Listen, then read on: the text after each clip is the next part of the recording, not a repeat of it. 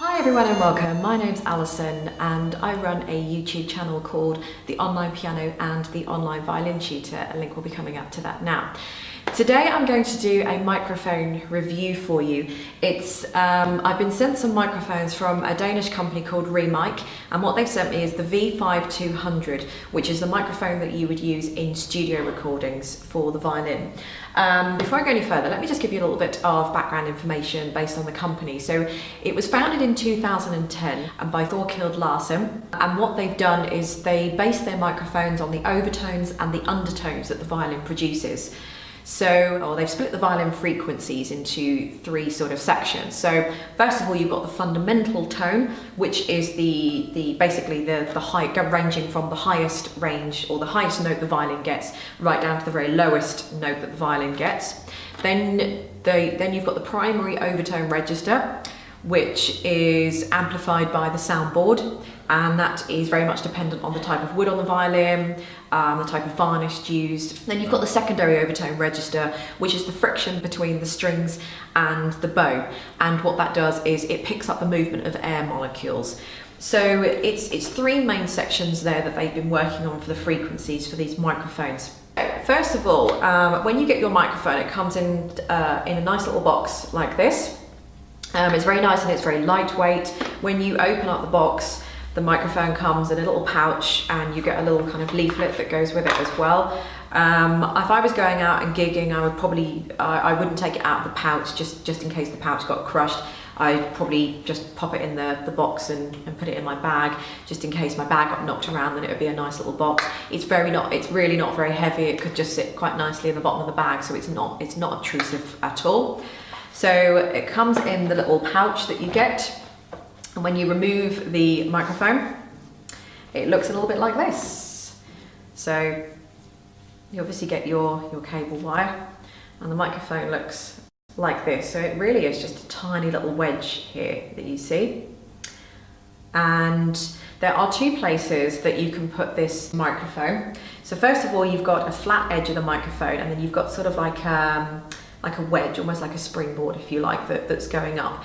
You would place the flat part of the microphone on the violin, and the two places that it goes are, you can have it underneath the fingerboard or you can have it underneath the tailpiece. So if you were to pop it underneath the fingerboard first, what you would do is take the flat end of or the flat side of the microphone that sits against the wood of the violin, and then the higher part of the wedge, you can see where the hole of the microphone obviously is, and then obviously there's cable out of the other side.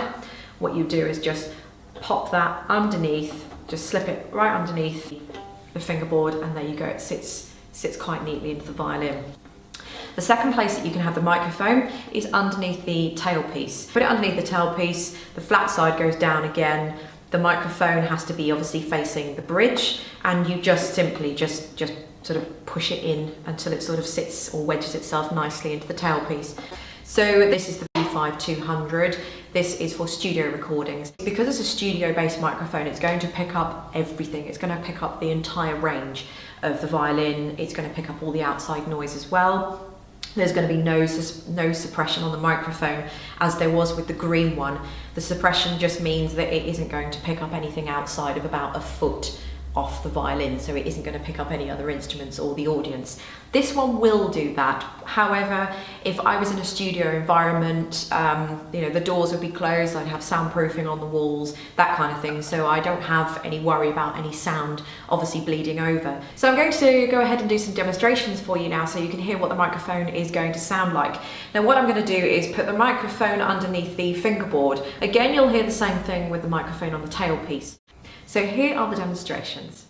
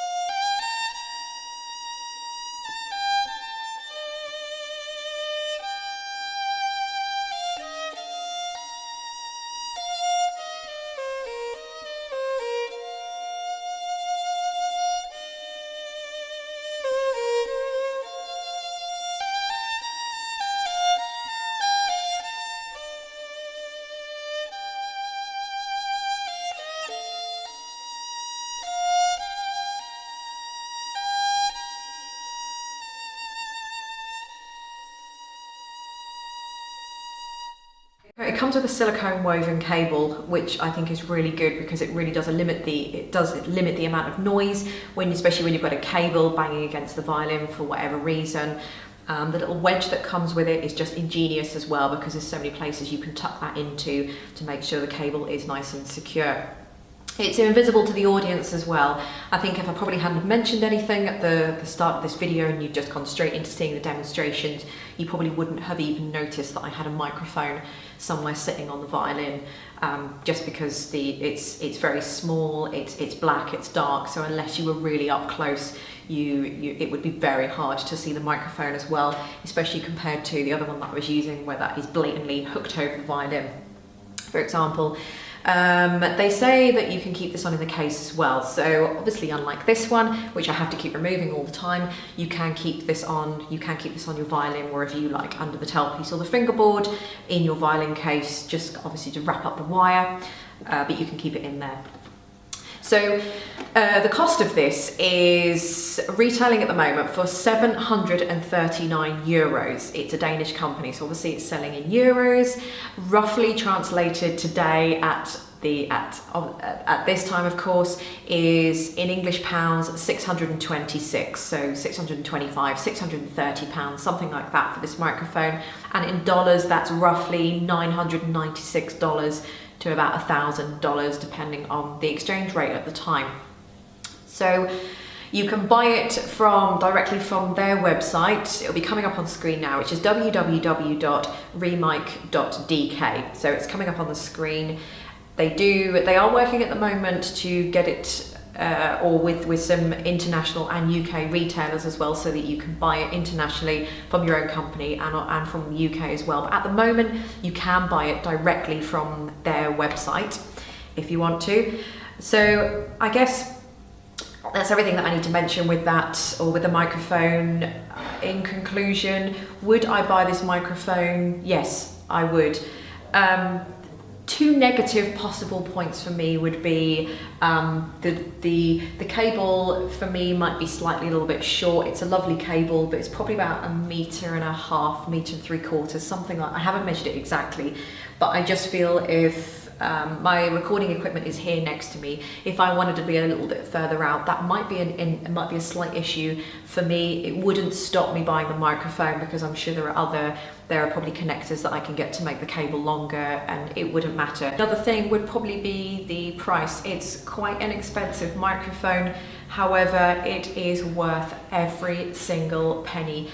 I must admit, when I first got the microphone and I got it out of the box and I did have a look at it, I probably wasn't quite convinced, but as soon as I hooked it up to the recording device, got everything going, listened back to a few raw recordings before they were even mixed, I was pretty impressed. I very much wish that I'd had this, say, I don't know, 3 or 4 years ago before I bought my other microphone, but obviously this was just in production then. So this is a lovely piece of kit. I would pay that money for it. I would actually buy it, especially with the kind of stuff that I'm doing at the moment, the professional high-end stuff. You can't afford to be having kind of inferior microphones. So that's my review on the REMIC microphone for the V5200 for studio recordings. It's a brilliant microphone. Yes, I would definitely recommend it. Hopefully this video has been helpful for you and you've been able to get what you needed out of this video. So thanks very much for watching, everybody, and I'll see you all next time.